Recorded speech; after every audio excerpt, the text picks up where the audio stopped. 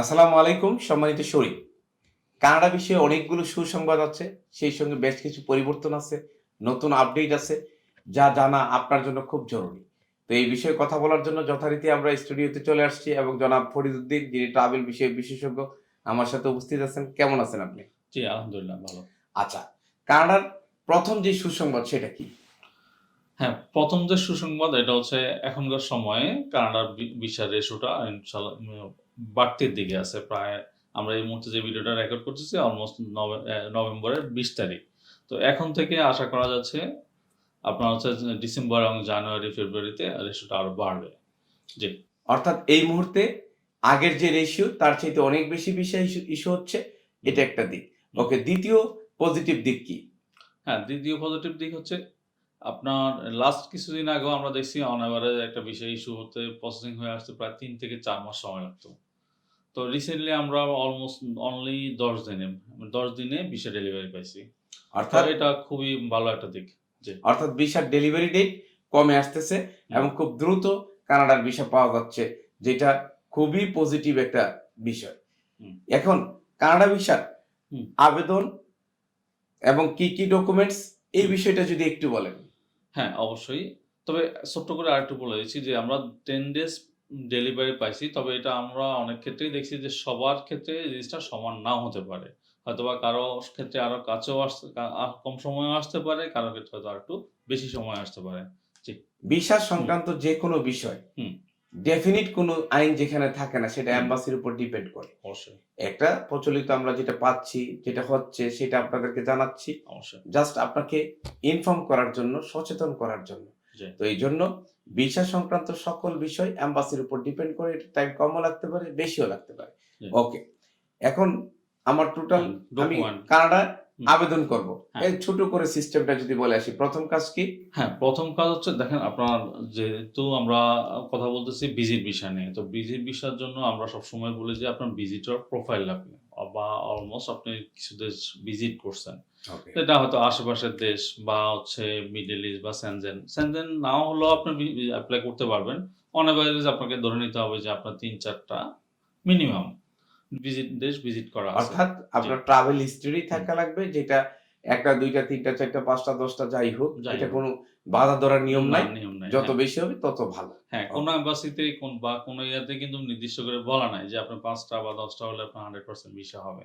ওকে। এটা কখনোই বলা নাই। তো শুধু ভিজিট বেশি থাকলে এটুকু হবে যে পাওয়ার পসিবিলিটিটা বাড়বে। পসিবিলিটি বেড়ে যাবে। জি, ওকে, নাম্বার ১ হুম, ভিজিট থাকতে হবে। জি। নাম্বার ২?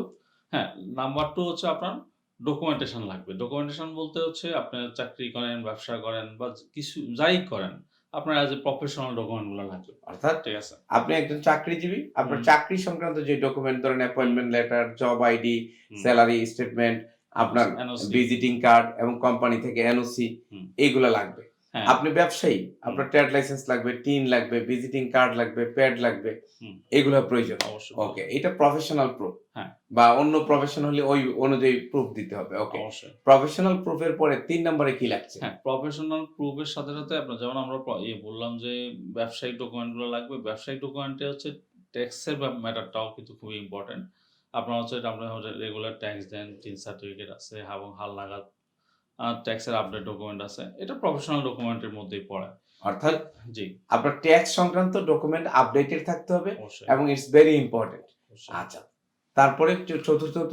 হ্যাঁ, এর বাইরে যদি দেখেন যে আপনার প্রফেশনাল ডকুমেন্টটা এখানে প্রফেশনাল ডকুমেন্টে আমরা যেটা এখনো ক্লিয়ারলি বলা হয় না যে আপনার একটা ভালো ব্যাংকিং লেনদেন এবং হচ্ছে ব্যাংকের ভালো একটা ব্যালেন্স থাকা অর্থাৎ লাগবে। হ্যাঁ, আপনার যেমন ১ম এ আমরা বললাম ট্রাভেল হিস্ট্রি প্রয়োজন, হুম, দ্বিতীয়ত আমরা বললাম হ্যাঁ, প্রফেশনাল ডকুমেন্ট প্রয়োজন, তৃতীয়ত আমরা বললাম আপনার ফাইন্যান্সিয়াল ট্যাক্স ডকুমেন্ট হ্যাঁ, ফাইল দরকার, হ্যাঁ, চতুর্থত আপনার ফিন্যান্সিয়াল স্টেটমেন্ট। হ্যাঁ, সেখানে একটা ব্যাংক স্টেটমেন্ট প্রয়োজন হবে 6 month or 1 year. 6 6 month. Month. হুম, ব্যাংক সলভেন্সির প্রয়োজন হবে এবং সেটা কিন্তু দুটো অ্যাকাউন্ট, একটা পার্সোনাল, হুম। একটা কোম্পানি। না, দুটোই লাগবে না একটা লাগবে? যদি আপনি ব্যবসায়ী হন তাহলে ২ টো দিবেন।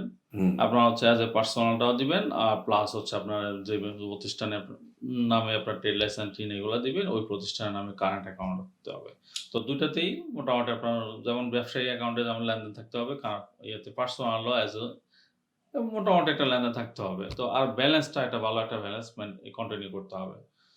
জি, আচ্ছা, আমি সহজ করে দেই। জি, অর্থাৎ আমরা যারা ব্যবসায়ী, তাদের জন্য দুটো অ্যাকাউন্টে দিতে হবে, একটা বিজনেস অ্যাকাউন্ট, একটা পার্সোনাল অ্যাকাউন্ট। আর দুটো অ্যাকাউন্টের মধ্যে বিজনেস অ্যাকাউন্টের ট্রানজ্যাকশন কমে বাড়ে কোনো সমস্যা নাই। যারা ভিসার জন্য ব্যাংক স্টেটমেন্ট তৈরি করবেন, পার্সোনাল অ্যাকাউন্টটা প্রতি মাসের জন্য বাড়ে 50,000, 60,000, 1 লাখ, 2 লাখ করে প্রতি মাসে বাড়তে থাকবে। ধরেন আমি 6 মাস পরে কোনো এম্বাসিতে ফেস করবো, এখন আমার স্টার্টিং 2 লাখ, ওকে। সেকেন্ড মান্থে এটা 2.5 লাখ, ওকে। থার্ড মান্থে এটা 3.5 লাখ, ওকে। ফোর্থ মান্থে এটা 4.25 লাখ, ওকে। ফিফথ মান্থে এটা 5 লাখ, ওকে। 6 মান্থে এটা দেখা গেল 7.5 লাখ, ওকে। তার মানে প্রতি মান্থে আপনার ইনক্রিজ আছে। আর ইনক্রিজটা যদি কাছাকাছি থাকে তাহলে সেটা আরো ভালো, তারা বুঝতে পারে যে এই পরিমাণ টাকা আপনার সেভিংস হচ্ছে, এবং এটা আপনার ভিসা প্রাপ্তির সম্ভাবনাকে বাড়িয়ে দিবে। আর চাকরিজীবীর তো একটা স্টেটমেন্ট থাকবে স্বাভাবিকভাবে, সেটাও যেন সেভিংস থাকে আপনার, এবং লাস্ট ব্লান্স কত বেশি থাকলে ভিসা প্রাপ্তির সম্ভাবনা বেশি। হ্যাঁ, এখানেও আসলে নির্দিষ্ট করে কোনো অ্যামাউন্ট বলা নাই। তারপরেও হচ্ছে আপনি যে মনে করেন কানাডা আমাদের দেশ থেকে অনেক দূরে, আপনি যদি অন এভারেজ 15 দিনের একটা ট্যুর প্ল্যান করেন, তাও অলমোস্ট প্রায় 7-8 লাখ টাকা চলে যাবে। তো আপনি ওই ট্যুরটা কমপ্লিট করে আবার আপনার চলার মতো, আপনার ফ্যামিলি আছে, মেনটেন করার মতো একটা অ্যাবিলিটি আপনার আছে। তো আমরা অন এভারেজ বলে জানতো মিনিমাম চেষ্টা করবেন যে 1,20,000 টাকা মিনিমাম রাখার জন্য। উপরে যত বেশি রাখেন, অর্থাৎ 20 লাখ টাকা প্লাস থাকলে বেস্ট। এটা বেস্ট। এরপরে যদি কারো কম থাকে, এর কোনো বাধা ধরার নিয়ম নাই, কিন্তু প্রশ্ন হলো আপনি 5 লাখ দিয়ে দিলেন, ভিসাটা হইল না, 10 লাখ দিয়ে দিলেন, ভিসাটা হইল না। যত বেশি টাকা দেখাইতে পারবেন, আবার 2, 4, 20, 50 কোটি, এটা দরকার নাই, কিন্তু থাকলে অসুবিধা নেই। না, আবার কিছু জিনিস একটু ওভারকামও করা, অনেকের হয়তো এমনও আছে যে ফান্ড অভাবে সংকট, হয়তো 10 লাখ টাকা ওনার ফান্ড আছে। তো এইসব ক্ষেত্রেও কিন্তু এই ফাইলগুলোকে ক্ষেত্র বিশেষে কিছু খরচ করে হলেও আপনাকে এটাকে ডেভেলপ করা যায়। সেটা কিরকম হতে পারে?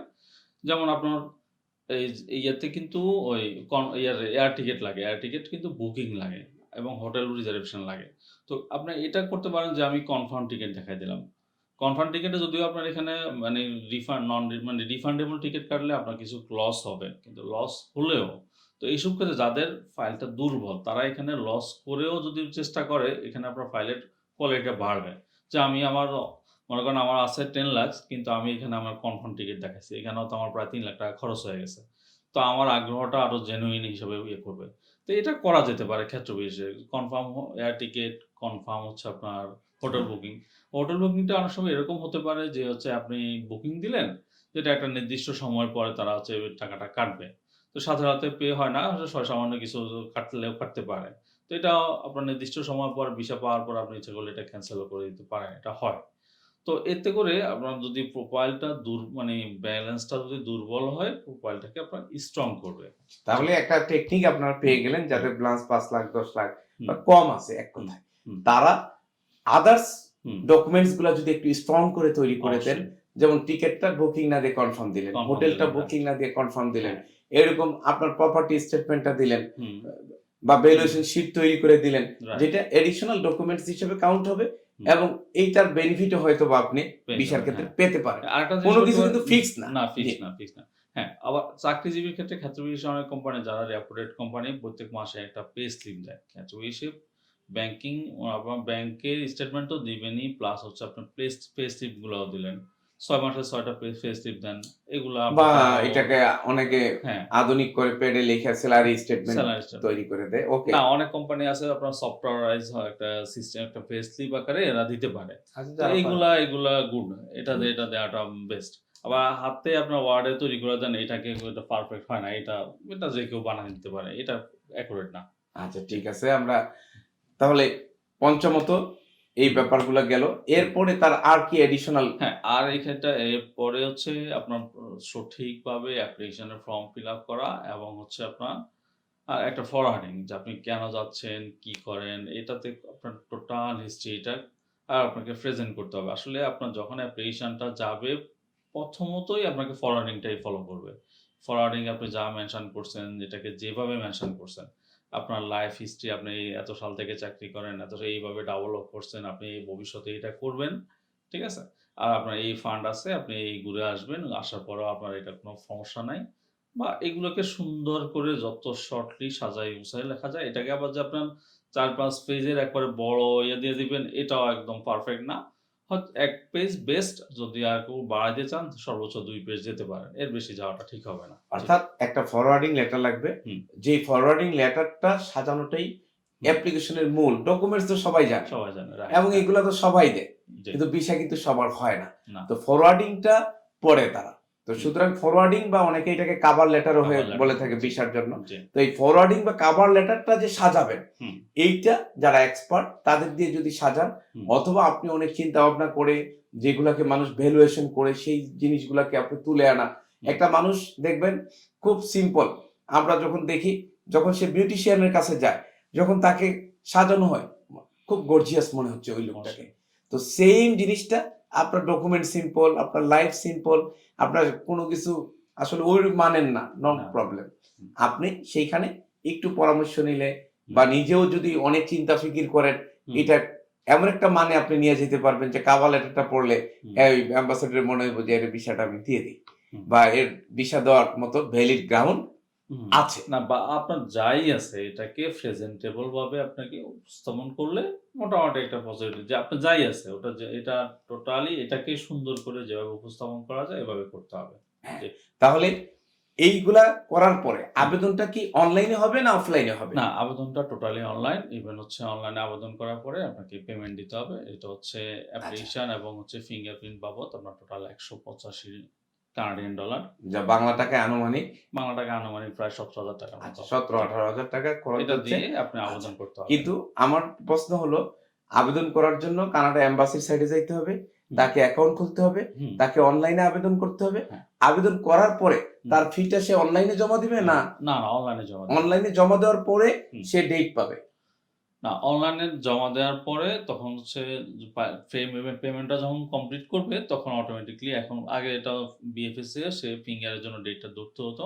এখন অটোমেটিক্যালি একটা ডেট প্রিন্ট ডেট হয়ে আসবে চলে যে এত আসবে তারিখ এতটার সময় যাওয়ার বিএফএস এ জন্য, যেয়ে বিএফএস ফিঙ্গার যাওয়ার দেন। জন্য। হ্যাঁ, আচ্ছা, সেই ডেটে হুম, আপনি যে ফিঙ্গার দিবেন, হুম, তারপরে ওয়েট করা। হ্যাঁ, ওয়েট করা। এম্বাসি ডিসিশন নিবে, আপনাকে মেইল করবে। মেইল করবে। তারপরে মেইল পাইলেন, দেন হ্যাঁ। মেইল পাওয়ার পরে কি ডকুমেন্ট সাবমিটের জন্য আবার অ্যাপয়েন্টমেন্ট নিতে হয়? না, মেইল পাওয়ার পরে আপনাকে পাসপোর্ট সাবমিট করতে হ্যাঁ, হবে। পাসপোর্ট পাসপোর্ট সাবমিটের জন্য সাবমিশনের কি? জন্য আবার অ্যাপয়েন্টমেন্ট নিতে হবে। ওই আচ্ছা, অ্যাপয়েন্টমেন্টও পাওয়া যায়, এখন অত ঝামেলা হয় না। ঠিক আচ্ছা, আছে? তারপরে অ্যাপয়েন্টমেন্ট নিতে হয় পাসপোর্টটা সাবমিট করার জন্য। সেখানে তো কোনো ডকুমেন্ট সাবমিট করতে হয় না। না, ওখানে কোনো তখন ডকুমেন্ট, জাস্ট আপনার যে ভিসার অ্যাপ্রুভাল লেটারটা আসছে, অ্যাপ্রুভাল লেটার আর অ্যাপয়েন্টমেন্টটা, এটা লাগে। এই অ্যাপয়েন্টমেন্ট, অ্যাপ্রুভাল লেটার, পাসপোর্ট হুম, নিয়ে জমা দিয়ে আসলেন, হুম। ৭-৮ দিন, অন এভারেজ এই ১ সপ্তাহের মধ্যেই হয়ে অন যাবে। এভারেজ 7 ডেইজ আপনি আপনার পাসপোর্টটা ভিসা সহ ব্যাক পাবেন। ব্যাক পাবেন। আর যদি কারো রিজেক্ট হয়, সেটা তো লেটারে বলে দিছে তাকে তো আর পাসপোর্ট জমা দেওয়ার দরকার নাই। হুম, আর প্রক্রিয়াটা শুরুতেই বলা হয়েছে যে ১০ দিনেও পেয়ে গেছে।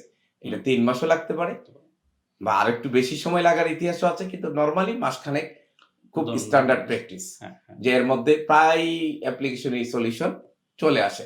কারো আরো আগে আসছে, এরকম রেকর্ড আছে। আচ্ছা। আচ্ছা, এখন আপডেট গুলা কি? যে আপডেট গুলা হুম, আমরা তো অনেক সুসংবাদ দিয়ে আসছি। হুম। এখন একটু আপডেট যে হ্যাঁ, রিসেন্টলি যেমন আগে কিন্তু আমাদের দেশ থেকে প্রচুর ভিসা হইছে, ইভেন অনেক লোক গেছে। তবে দুঃখজনক হলো বেশিরভাগ লোকই যারা গিয়ে থেকে যাওয়ার চিন্তা করছে, বেশিরভাগই অ্যাজাইলাম করছে। তো এটা আসলে ভালো প্র্যাকটিস না। তারপরেও আমাদের দেশ থেকে বাইরে সেটেল হওয়ার জন্য এটাই সবচেয়ে বেশি, আমাদের দেশ না, সারা ওয়ার্ল্ড থেকেই অন্য দেশগুলোতে সেটেল হওয়ার চিন্তা করলে মানুষ এটাই সবচেয়ে বেশি করে। তো এর পাশাপাশিও কিন্তু ভিসাটাকে কানাডাতে কনভার্ট করার একটা অপশন ছিল। যদিও এটা এখনো নাই, এটা বন্ধ হয়ে গেছে। তাও অর্থাৎ অলমোস্ট প্রায় ৪-৫ মাস হয়ে গেছে এটা বন্ধ হয়ে গেছে। যে এখন আর ভিসাকে আপনি ওয়ার্ক ভিসায় কনভার্ট করতে পারবেন না। যে পূর্বে হুম, ভিজিট ভিসাকে ওয়ার্ক ভিসায় কনভার্টের সুযোগ ছিল। হুম। এখন ভিজিট ভিসাকে ওয়ার্ক ভিসায় কনভার্টের কোনো ধরনের সুযোগ নাই। হ্যাঁ, এটা অ আপনাকে যদি আপনার ওখানে থাকার চিন্তা করেন, আপনাকে হয়তো রাজনৈতিক আশ্রয় নিতে হবে, আর এছাড়া স্টুডেন্ট ভিসায় কনভার্ট করতে পারবেন। কিন্তু কনভার্ট ওয়ার্ক করে ভিসায় কনভার্ট ওয়ার্ক করার ভিসায় কোনো কনভার্ট সুযোগ করার সুযোগ নাই। জি। এটা আমরা মাথায় রাখবো। মাথায় রাখলে আমাদের সুবিধা হবে পরবর্তী সিদ্ধান্ত নিতে। ওকে। সেকেন্ড আপডেট কি? এর বাইরেও একটা যে আপডেট আছে, যেটা রিসেন্টলি একটা কানাডিয়ান গভর্নমেন্ট একটা আপডেট দিছে যে আমরা বেশিরভাগ ক্ষেত্রে আগে কিন্তু আমাদের পাসপোর্টের মেয়াদ যাই ছিল এর থেকে ১ দিন কম পেতাম। তো আপনার পাসপোর্টের মেয়াদ যদি ১০ বছর থাকতো, আপনার কিন্তু ১০ বছরের থেকে ১ দিন কম। যেই তারিখে থাকে আপনারা ১ দিন কম পেতেন। তো রিসেন্টলি একটা আপডেট দিছে যে এটা টোটালি ভিসা অফিসারের উপর ডিপেন্ড করবে। সে আপনার রিজন গুলো দেখবে, ডকুমেন্টেশন দেখবে, ইভেন আপনার প্রিভিয়াস ট্রাভেল হিস্ট্রি সব বিবেচনা করে তার থেকে যতদিন মনে হয় যে আপনি বলছেন যে আমি একটা ঘুরতে যাব, এই কাজে যাব। হয়তো সে যদি মনে করে আপনাকে ১ মাস ভিসা দেওয়ার ১ মাস দিবে। সে যদি মনে করে যে আপনাকে ডাবল এন্ট্রি দেওয়া, ডাবল এন্ট্রি দেবে এবং সে যদি মনে করে ৬ মাস দেওয়া ৬ মাস দিবে। তবে আগের মতো অন এভারেজ সবাইকে ১০ বছরের ভিসা দিবে না। এটা অর্থাৎ হয়তো হুম, একটা বড় নেগেটিভ এ বলা যায় যে আপনারা একবার পেলেন, আগে ১০ বছর ছিল। এখন আর আপনার ওই সুযোগটা না পাওয়ার সময় ওই সুযোগটা পাবেন না। জি, এক কথায় ১০ বছরের যে ভিসা দিত এটা এখন ভিসা অফিসারের উপর ডিপেন্ডেন্ট। জি। তিনি ১০ বছরও দিতে পারেন, ১ মাসও দিতে পারেন, ৬ মাসও দিতে পারেন, ৫ বছরও দিতে পারেন। It depends on your cover letter or others document backgrounds হ্যাঁ, and backgrounds right. Satisfaction of the visa visa officer. Officer. এবং জি, সে যেইভাবে স্যাটিসফাই সেভাবে সে আপনাকে ভিসা দিতে পারবে। হ্যাঁ। তাহলে এই হলো সেকেন্ড আপডেট। আমার তো মনে হয় আর কোনো আপডেট নেই। না, আর কোনো আপডেট নাই। তবে আসলে ওভারঅল লাস্ট বলতেছে যে আমাদের হচ্ছে এখন বর্তমানে কানাডার সাথে ইন্ডিয়ার একটা খারাপ সম্পর্ক। ইন্ডিয়া থেকে ভিসার অনেক কমে গেছে। কারণ মানে কানাডায় যত লোক ইমিগ্রেন্ট বেশিরভাগ হয়ে ইন্ডিয়ান। বা স্টুডেন্ট হয়ে বা ভিজিটে যতজন লাগতো বেশিরভাগই কিন্তু ইন্ডিয়ান ছিল। তো এতে করে আমাদের সম্ভাবনাটা অনেক বাড়ছে। তো আশা করা যায় আমরা আমাদেরও এই বাড়ছে, এটা কিন্তু আমরা ভিসা পাইছিও। আমরা প্রায় অলমোস্ট গত ১-১.৫ বহু বছর লোক গেছে। প্রচুর ভিসা হইছে। যেটা আগে কখনো মানুষ চিন্তাই করতে পারত না। হুম। তো এই ধারাবাহিকতা হয়তো লাস্ট কয়েক মাস এটা একটু কম ছিল। আশা করি সামনের দিক থেকে এটার রেশিওটা অবশ্যই বাড়বে। প্রথম কথা হলো যে ভিসার যে আপডেটটা পেয়েছেন, আপডেটের আলোকে আপনি সিদ্ধান্ত নিতে পারবেন। জি, বহু মানুষ কানাডা যেতে চায়, তারা ভিসার অনেক বিষয়ে এই আপডেটে পাচ্ছে না। তাদেরকে ভিডিওটা শেয়ার করে এই আপডেটটা পাওয়ার সুযোগ করে দিবেন। আর সেকেন্ড যে বিষয়টা, আমরা অনেক বিষয়ে ভিডিও দেই। আপনার কোন বিষয়ে ভিডিও দিলে ভালো হবে সেটা আপনি কমেন্টস করতে কমেন্টস পারেন। করেন। জি, ভিডিওর কোন বিষয়টা ভালো লেগেছে সেটাও আপনি কমেন্টস করেন। কারণ আমরা আপনাকে ভ্যালু দিতে চাই, মূল্যায়ন করতে চাই। এবং আরেকটি বিষয় মনে রাখবেন যে ভালো কাজের যখন মূল্যায়ন করবেন তখন ভালো কাজ করার স্পিড কিন্তু বেড়ে যাবে। তো আমরা পরিশ্রম করে আপনাদের জন্য এই ভিডিওগুলা তৈরি করি যাতে ভিডিওগুলা দেখে আপনারা সঠিক সিদ্ধান্ত নিতে পারেন। এবং এইটাই আমাদের উদ্দেশ্য, যার ফলে ভিডিও দিয়ে আপনাদেরকে সতর্ক করি এবং আমরা ২০১৩ সাল থেকে চাচ্ছি বেকারত্ব সম্পূর্ণভাবে নির্মূল করে ব্যবসায়িক জাতি গঠন করার জন্য। আর ব্যবসায়িক জাতি গঠন প্রচেষ্টায় আপনি বিশ্বের যেখানে থাকবেন মাথা উঁচু করে দাঁড়াবেন। এইটাই আমাদের চাওয়া। ইনশাআল্লাহ আবারও নতুন কোনো ভিডিওতে, নতুন কোনো পর্বে আপনার সঙ্গে দেখা হবে। সেই পর্যন্ত ভালো থাকবেন। আল্লাহ হাফেজ। আসসালামু আলাইকুম। আসসালামু আলাইকুম।